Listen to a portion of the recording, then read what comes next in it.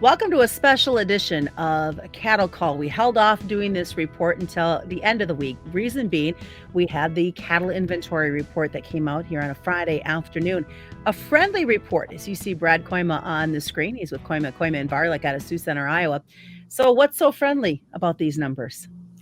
Well, typically this report is largely ignored, glanced over. There's a few of us, Susan, number nerds that still think it's a big deal. Trying to model out what's the cow herd, what's the calf, what are we doing in terms of heifer retention, all those sorts of things. And I think it, like we talked about earlier today, I think maybe it's worthwhile this time to look at this inventory report. This report's different than an on-feed report. An on-feed report is what it says, number of cattle on feed.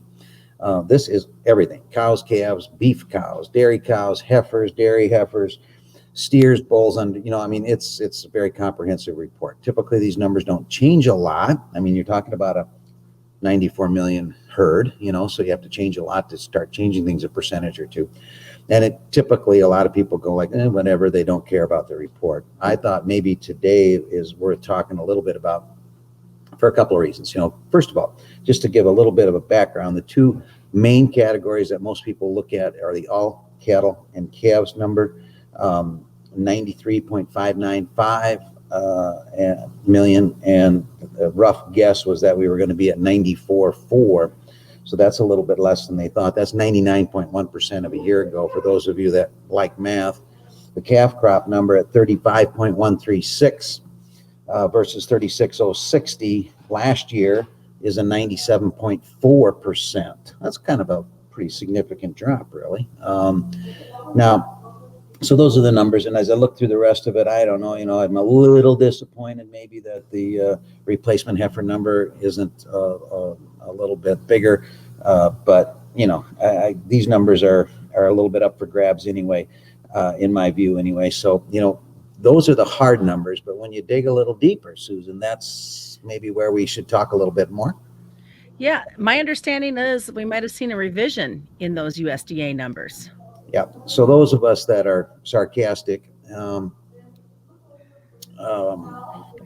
hey, I know a lot of USDA people, great people.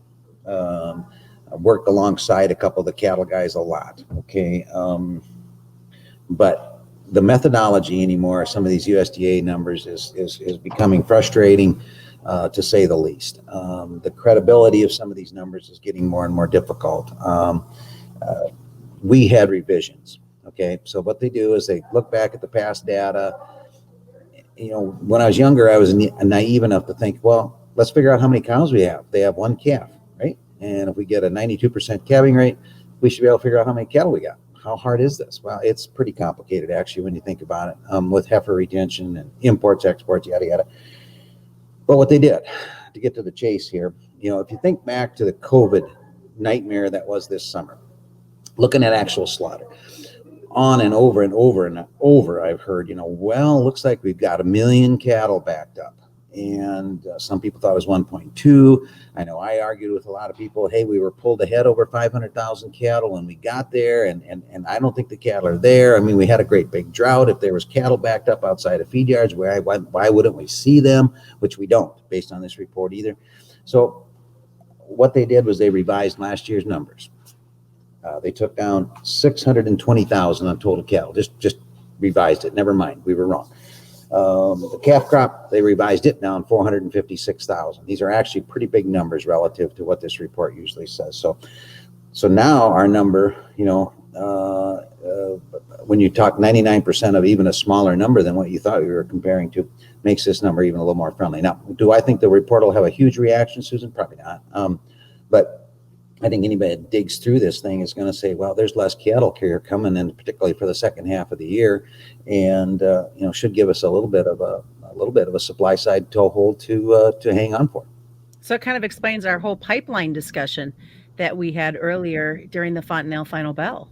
I would agree. It feels to me at least like this whole supply thing has been overstated a little bit. Does it sound a little bit like what we've been dealing with in the corn here the last while, as they try to catch up with what I believe was a much shorter crop last year and maybe even the year before that. So we'll see. These kind of markets are, demand driven type things like this is going to be a little more harder to predict. But, I think things look, barring some other black swan, and my goodness, you'd think we've had our turn now twice, right? I think there's reason for the cattlemen to be a little bit optimistic. All right, sounds good. Enjoy the rest of your weekend, Brad. Thank you. Joining us has been Brad Kooima with Kooima, and Varlick. That's a special edition of Cattle Call. I'm Susan Littlefield.